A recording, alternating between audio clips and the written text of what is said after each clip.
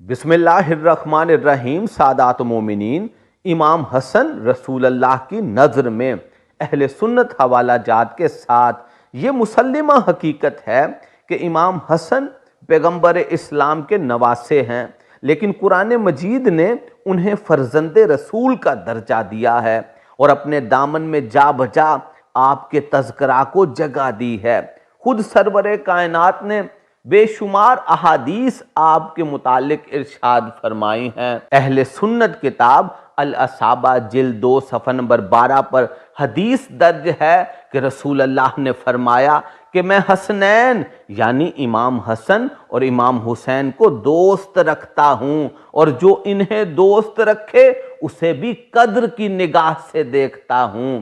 اسی کتاب میں ایک صحابی کا بیان ہے کہ میں نے رسول کریم صلی اللہ علیہ وآلہ وسلم کو اس حال میں دیکھا ہے کہ وہ ایک کندھے پر امام حسن کو اور ایک کندھے پر امام حسین کو بٹھائے ہوئے لیے جا رہے ہیں اور باری باری دونوں کا منہ چومتے جاتے ہیں۔ سبحان اللہ۔ پھر اسی کتاب میں ایک صحابی کا بیان ہے کہ اس نے کہا کہ ایک دن جناب رسول خدا نماز پڑھ رہے تھے کہ جا بجا حسنین یعنی امام حسن اور امام حسین آپ کی پشت مبارک پر سوار ہو گئے۔ کسی نے روکنا چاہا تو رسول خدا نے اشارے سے اسے منع فرما دیا۔ اہل سنت کتاب نور الابصار صفحہ نمبر 119 پر ایک صحابی کا بیان ہے کہ میں اس دن سے امام حسن کو بہت زیادہ چاہنے لگ گیا ہوں کہ جس دن میں نے رسول اللہ کی آغوش میں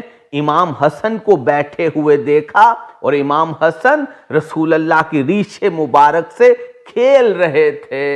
اہل سنت کتاب اسد الغابہ جلد 3 صفحہ نمبر 15 پر تحریر ہے، ایک دن سرور کائنات صلی اللہ علیہ وآلہ وسلم امام حسن کو اپنے کندھے پر سوار کیے ہوئے کہیں لیے جا رہے تھے تو کسی صحابی نے کہا، اے حسن تمہاری سواری کس قدر اچھی ہے۔ یہ سن کر رسالت مآب نے اس صحابی سے کہا، اس طرح کہو کہ کس قدر اچھا سوار ہے۔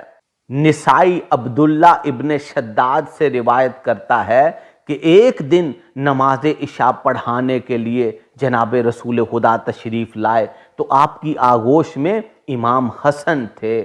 جب رسول خدا نماز میں مشغول ہو گئے، سجدے میں گئے تو امام حسن آپ کی پشت پر سوار ہو گئے۔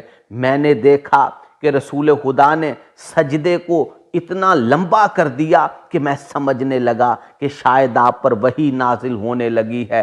اختتام نماز پر اس بارے میں آپ سے پوچھا گیا تو آپ نے فرمایا، یہ میرا فرزند میری پشت پر آ گیا تھا، میں نے یہ نہ چاہا کہ حسن کو اس وقت تک اپنی پشت سے اتاروں کہ جب تک حسن خود نہ اتر جائے، اس لیے میں نے اپنے سجدے کو لمبا کر دیا۔ ترمذی، نسائی، ابو داؤد نے لکھا ہے کہ جناب رسالت مآب ایک دن محو خطبہ تھے، خطبہ ارشاد فرما رہے تھے کہ حسنین آ گئے، امام حسن اور امام حسین آ گئے۔ امام حسن کے پاؤں دامن عبا میں اس طرح الجھے کہ زمین پر گر پڑے۔ جناب رسالت مآب نے جلدی سے خطبہ کو ترک کر دیا اور منبر سے اتر کر انہیں بوسے دے کر اپنی آغوش میں اٹھا لیا اور پھر آغوش میں اٹھا کے منبر پر چلے گئے، پھر خطبہ دینا شروع کر دیا۔ سبحان اللہ، سبحان اللہ۔ السلام علیکہ یا سید و یا کریم یا امام حسن مجتبی، اللہم صلی علی محمد و آل محمد۔